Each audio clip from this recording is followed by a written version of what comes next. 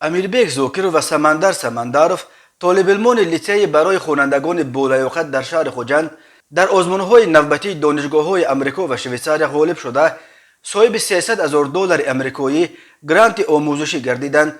با دریافت گرانت‌های آموزشی اکنون این دو خواننده بالایوقت می‌توانند در دانشگاه‌های والشتات اوگایو کشور آمریکا و دانشگاه فرانکلین کشور شویساریا طریق بودجوی تحصیل نمایند.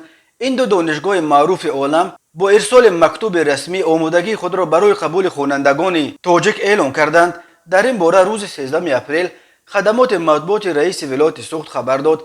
در خبر تاکید شده است که این دو دانشگاه به گروه دانشگاه‌های با نفوذ عالم شامل بوده 4 سال آموزش در این دانشگاه‌ها از 120,000 تا 170,000 دلار تشکیل می‌دهد. سپاریدن امتحان در دانشگاه‌های بهترین دنیا طریق یسه و آزمون‌های مختلف صورت گرفته یکی از طلبات اساسی آن دانستن عمیق زبان انگلیسی به شمار می‌رود. طبق اطلاع سوریا نعمتووا دیرکتور لیسه خوانندگان بالایوقت خوجند امیربک زوکروف نیت دارد در آینده در رشته بیزنس اداره کنی و سمندر سمندارف در رشته آیتی تکنولوژی تحصیل کنند. در لیسه برای خوانندگان بالایوقت خوجند امکانیت برای آموزش زبان انگلیسی فراهم آورده شده است.